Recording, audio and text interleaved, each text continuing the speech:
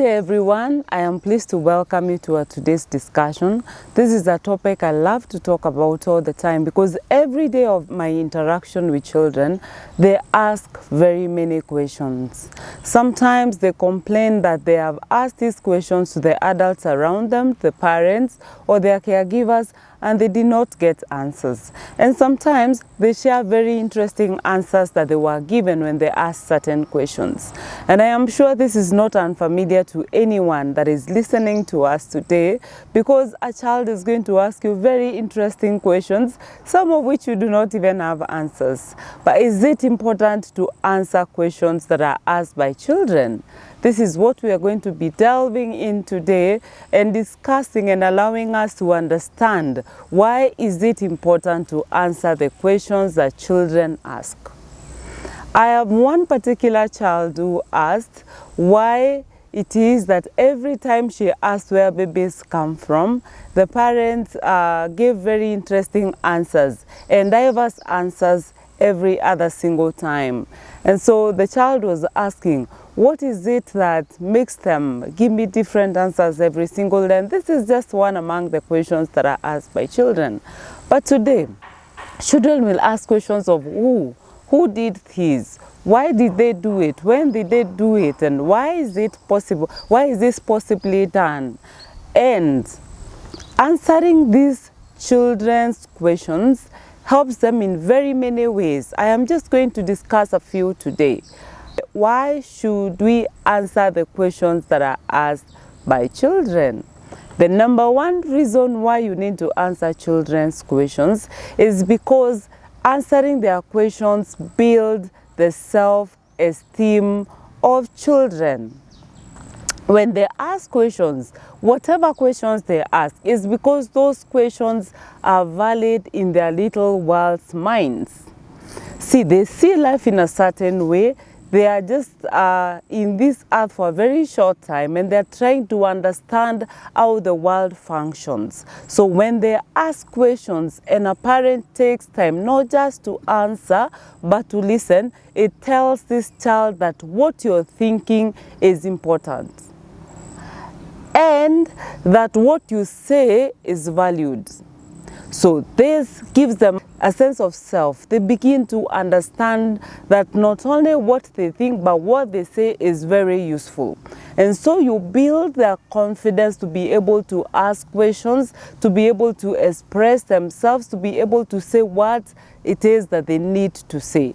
And this is one of the best things that any parent can give their own children. Number two, reason why you need to answer questions that are asked by children is because it promotes their ability to think critically. Now, you will notice as an adult, a caregiver or a parent, there are questions that children will ask that do not exactly require direct answers. For example, when it's raining and some places are more flooded, and there's a place that is dry and they ask, why can't we walk through this water?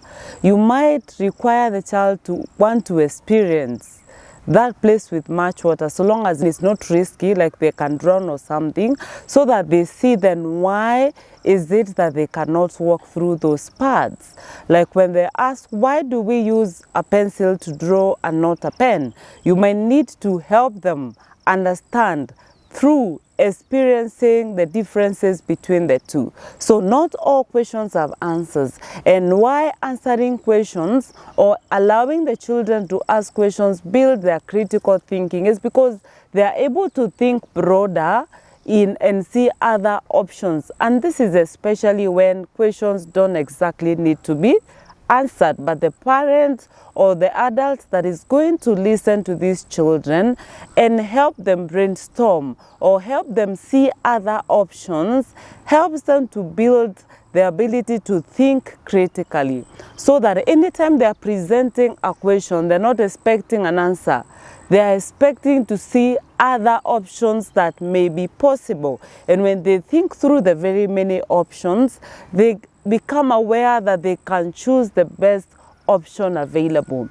So allowing children to ask questions not only builds their esteem, but it also helps them to think critically as they think about the other options that are available. Or as an adult helps them to see there are other options available, experience the many options, walk through the water or walk on dry land and be able to see the difference, so that moving forward they are able to see which option among the very many available ones to choose. The other reason why we need to allow children to ask questions is because it teaches them the power of self-expression. You will notice that as an adult, if you are not allowed to ask questions or you are silenced when you ask questions, your ability to ask questions as an adult becomes very, very difficult. You still self-doubt what you're asking. You're thinking, and I have seen this a lot in organizations and in teams, when someone has something they think would be very beneficial, but they lack the ability to air it because they self-doubt and ask, what if I ask and then it's a useless question? What do people think strange of me because I've asked this particular question? This is what it means when growing up, the ability to self-express was not promoted. So by allowing children to ask questions of whatever nature, even those that seems very silly to an adult, you promote their ability to self-express. You allow them to know that what they think, what is going through their mind, it's okay to hear it and it will be answered, it will be listened to, it is meaningful. You give them the power of self-expression. The other reason that we need to allow children to ask questions is because asking questions teaches them boundaries. And this is what it means. Most of the time, if not all the time, children will ask questions that are going to challenge the adults. They're going to challenge their caregivers. They're going to challenge their parents. Such questions are, you always tell me not to shout at others. What is it that is making you shout at me, or why are you shouting at me? That is a question to challenge the adults or to challenge the caregiver. Now, it allows children to show you that they are learning what you are teaching them. Sometimes you will teach them to share, and then at some point you will not be sharing what they are asking you to share with them, and they are going to challenge that not sharing. They're going to be asking, you have told me 1, 2, 3, and you're not doing it yourself. But you know what most adults do? They silence the child because they feel as adults they have authority and they can get away with whatever they do. And this only teaches children not to understand or not to express when their boundaries have been violated. And later as adults they are going to be violated, but because they have never learned to speak, or as they grow as teenagers they are going to be violated by others, but they have never been allowed to speak and say, no, this is not what I know as okay, this is what I know as okay. So as adults, as parents, one of the things we can do with the children is allow them to ask questions, even if those questions are to challenge you. Most of the time when we teach children, don't eat junk, it is not good for you, don't do a lot of candy, don't do a lot of sugar, and then the same sugar and the same junk is what you're consuming, they will question you. And if you are a parent who wants to train children to have proper boundaries, then you need to own up and say, I am sorry if you have violated their boundaries. Sometimes you train them not to respond to you with anger or negatively, but you do the same to them. And when they challenge you, when you silence them, you're telling them, do not acknowledge when your boundaries are being violated. Most of the time, when parents teach their children that no one should beat you in anger or no one should spank you while angry, and then you spank them in anger, then they ask you, but you told me this. You need to own up and say, I am sorry. that is wrong. What are you teaching them? To understand when their boundaries are violated. If you probably enter an adolescent's room without knocking and they say, you've taught me to knock your room, then you need to apologize and say, I am sorry, I needed to have knocked, so that you teach them when boundaries are violated, they need to speak. You are teaching them to create healthy limits. That is what we call boundaries. Healthy limits, so that if someone violates that healthy limit, they are able to say no. If someone is bullying them, they are able to say no, because you have taught them to speak. Ask questions when what they expect or what they know as okay is not being done. The reason number 5 why we need to allow children to ask questions is because when those questions are answered, they begin to understand how the world operates. Like a child is going to be asking, why does it get dark when it's night? You see, so when you explain to them how the clock works, that during these hours it's light and during these hours is dark, then they begin to understand how the world functions. Children will be asking questions like, you have taught me to share my toys with my other children, and when child A, I have asked them to help me with their toy, to let me play with their toy, and they say no.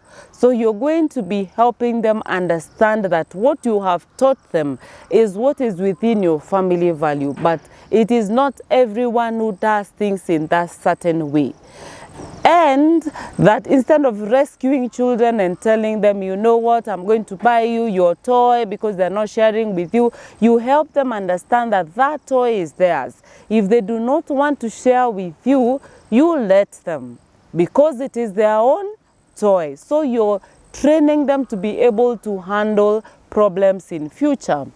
When they come crying and they ask, but why is this child telling me this? Why are they not allowing me into the game? Then you get an opportunity to train them to be able to solve their problems. When you tell them, go back and talk to them, go and negotiate with them, ask them to play your game, or after they play theirs, ask them then to play your game. You're teaching them to be able to solve problems. Why? Because you have allowed them to ask you questions, and you have been a participant or a respondent in those questions. So you're teaching children how the world operates, and so they gain the ability to solve problems. Next time your children ask questions, even if they are the hardest questions that you cannot answer, instead of pushing those questions away, instead of silencing the children, instead of feeling like the questions are asked are not within your range to be able to answer, seek help on how you can be able to answer correctly to your children. Remember, in giving feedback or answering questions that your children have asked, you need to be factual, you need to be truthful, you need to be simple, so that they understand. When they understand, you're empowering your children again. You're building their self-esteem. You're promoting their critical thinking. You're teaching them the ability to self-express and not doubt what they are expressing. You're teaching them to make healthy boundaries, and also you are teaching them how to solve problems, because they have deeper understanding of how the world works and how people work. If you have any concerns and questions on how to answer children questions, you can reach to us through the website joankirera.com and ask all your questions. You can also comment on the comment section, and feel free to share with us the other topics that you'd want us to discuss.